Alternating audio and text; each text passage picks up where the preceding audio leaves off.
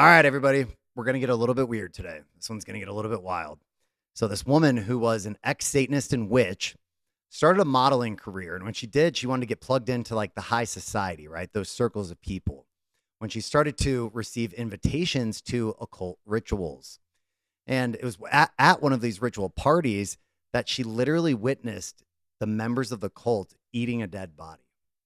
All right. So the details here are absolutely insane. And you'll see how she reacted in just a minute. But before we jump in, please go ahead and like this. Let the algorithm pushes it out to whoever needs to see it. And if you're not currently subscribed to my channel, but you like content like this, please go ahead and hit subscribe so that you never miss out on updates. All right, let's jump into it. Disclaimer that I have to say, there is some bad language here. So kids, please tune out. And first, basically, on the podcast that this woman was on, they begin discussing their thoughts on religion. And I really wanted to give my comments on that. So we're going to start there, but then we'll get into her story about the dead body experience. All right, let's go. Yeah, but everything's a cult. Every religion's a cult.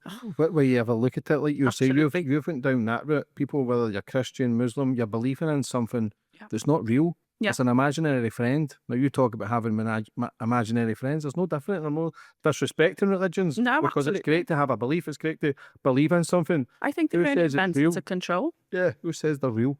We just believe in it. You believed in that at one time, thought, you know what?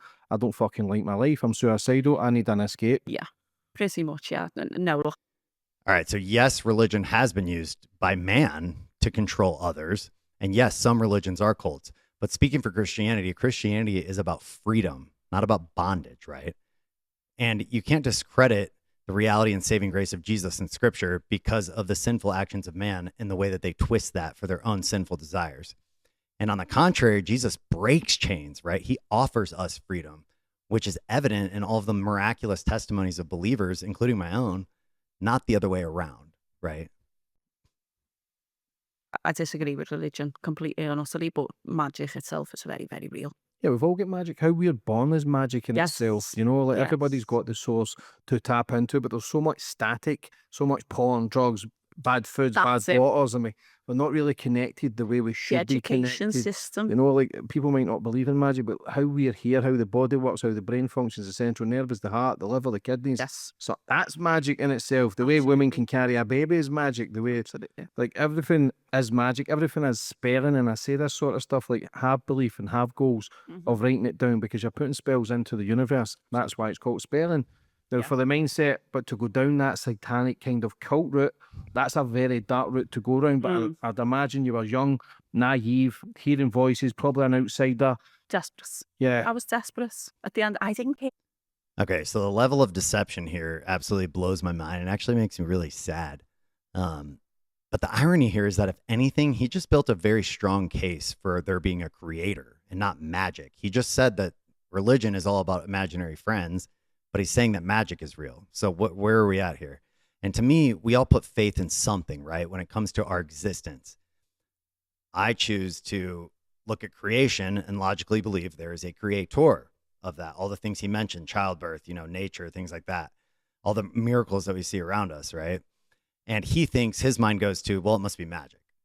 Okay, so which one sounds crazier, And how could one witness real demonic power like she has in the occult and not believe in God the creator?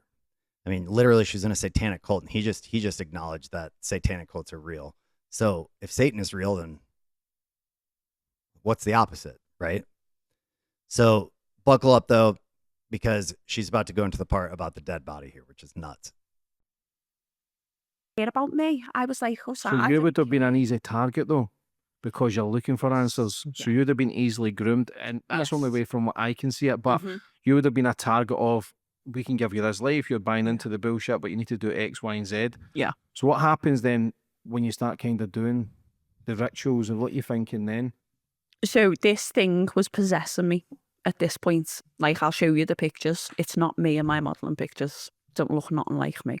And it took over in certain ways, shapes and forms. And the next ritual that I went to after that was more like a dinner party, but I got my first envelope. without the agent. So it was the agent at that point that was sort of connecting me and taking me to these things. But I received this first envelope and it come under a hotel door. And it had this tiny little black star in the corner. And it just had an address on it, a date, a time, see you there. And, you know, I went, and to be fair, it wasn't a massive ritual. We were having a dinner party. There was girls there. And while I'd gone on my own, the agent had turned up with a blonde girl. And he was all over, and I was like, they're obviously shagging, you know what I mean? And I got quite pally with this girl. She was lovely. And I was half convinced she'd done what I'd done to get into it. Because the way she spoke and the way she looked, and I thought, you can tell when someone's got other interference going on around them. And we had this dinner party, and she's left with the agent, and every time I seen her again, she was with this agent, so I just assumed they were probably for shagging, whatever. And it was at another event. It was quite a big event, loads of other people there. It wasn't just the club. It was all kinds of people that I'd been invited to. I'd noticed him with her, and I'd said, oh, where are you going after here? Do you want to go for a drink or something? I'd invited her somewhere, and she was like, no, we've got plans. And she had this dead cheesy grin, and he's looking at me and she's looking at me, and I'm thinking, oh, all right. And they go, I leave, and that girl's never been seen again. Anyway, no one in the industry knows where she's gone. She disappeared off social media. Nothing. Dead? I think so. And I think so because of this. So this went on for, I was in this club for about a year, 2 years from the start of the process to sort of getting out, really. And at one of the last rituals that I went to is where I lost all bearings on fucking reality, and I shit myself. And it was in France, and I'd done a shoot. Ended up going to an after party. It was a huge event. They had like acrobatics on, fucking fire breathers. It was boss. And later on in the night, bear in mind, I'm drinking, but I'm not drunk type of thing. Don't take any drugs, nothing like that. And later on in the night, they're bringing out these platters, and I comes back into like the main, wasn't a hall, but like the main room where everyone was, and there's a body on a table just like this. In fact, this is round about the same size that it was. Like an overweight fella's body, cut open with everything hanging out. It's all been decorated with grapes and leaves and flowers, but like what I think was a kidney was hanging out, his tongue had been cut out, and it was on someone's plate. Who was just eating it. His eyes had been pulled out, but like they were still on the stalky thing, so they were just hanging. And I remember looking at it and panicking. I just had a panic attack, and I started screaming, and I was like, what the fuck, that's a dead body. And some fella comes behind me that had seen him, but had never spoke to him at these places, and he goes, you're making a scene, calm yourself down, it's just art, Molly. And I was like, this isn't art. And like the fucking scout. Isn't that funny how they well, not funny, but it's just crazy how everyone just writes it off as art now, you know, from the Olympics that happened, you know, a year or two ago. And then, you know, just like all of Hollywood and the music industry, it's just art, right? But it came out of me, and I'm like, fuck. You know what I mean? I lost me fucking shit, and I'm running down this hall, I'm looking for the toilets. And this fella comes behind me again, and he grabs me and he throws me in this room. This room's pitch black, absolutely pitch black. And he gives me a drink, and it's this pink fizzy drink. And I'm like, no, I don't want to drink. And he's going, you're going to have to calm down. You need to calm down. You're ruining the night for everyone. Do you not understand? You're making a scene and you're frightening other people. It's just art. It's not real. It fucking was real. I know what art is. And that was a dead body that they were eating. And he's like, drink the drink. Drinks the drink. And it goes all funny. He spikes it with something. And I ends up having basically this supernatural experience where I'm out of my body. I'm dancing with this old man that I've met in the beginning. And in this experience that I have, half of his face is demonic, half of his face is human. And as I've come out of that vision, I'm still screaming. And he's like, finish your drink. And I can't speak properly. I think they give me like a date rape drug or something similar, something very like a sedative of some kind.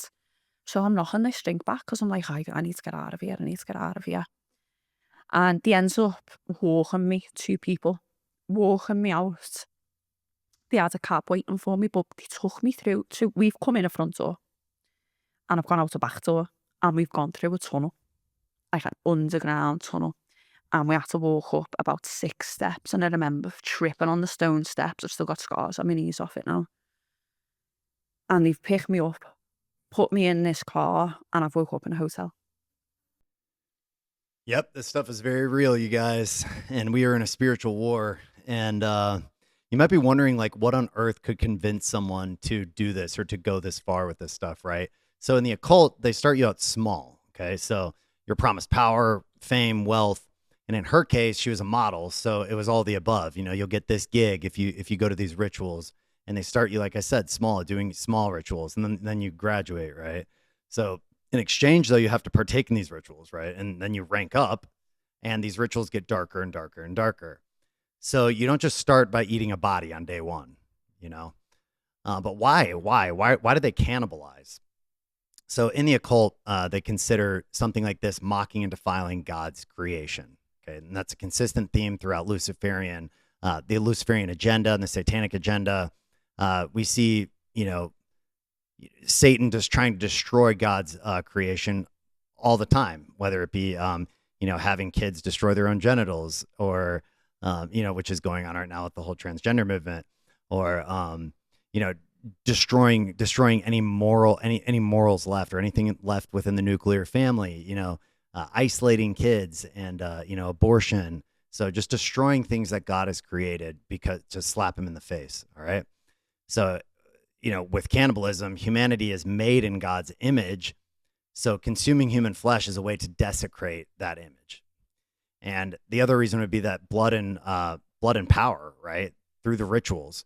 So in some dark occults, which it sounds like the cult that she was in, you know, think that consuming flesh or blood transfers is a way to gain power, spiritual energy from the victim or the participant. Okay. And this is all a demonic deception. You know, it's not the actual flesh that would give them this power, but demons can, or, you know, Satan has the ability to give people power and to pull strings and to put them in high places and give them the things of this world, just like he tempted Jesus when he said, I'll give you, if you bow down to me, I will give you all the kingdoms of the world. So he's the prince of this world, right? So, you know, that's the whole idea, is that it's all in exchange for power. And my prayer, though, in summary for this woman, and along with anybody coming out of ritualistic abuse like this, is that they start to seek for the truth, which is Jesus Christ. Because when you start to seek, you will find. And if you're someone who finds yourself in this boat of unbelief or maybe doubt, or even if you've gone as far as to do, you know, rituals and things like that, it's not too late for you. Actually, some of God's greatest work is done through people that are delivered from experiences like this. So my prayer is that God reveals himself to this woman and that she actually looks for the real answer out there, because he will do that. So all you have to do if you're looking for answers to life is ask God to reveal himself. That would be my number one suggestion. Simply ask God to reveal himself to you. That's what I did. And I promise you, if you do that with an open heart, that's exactly what he'll do. But all right, that's going to about do it for me tonight, guys. As always, Jesus loves you. Have a great evening. All right, peace.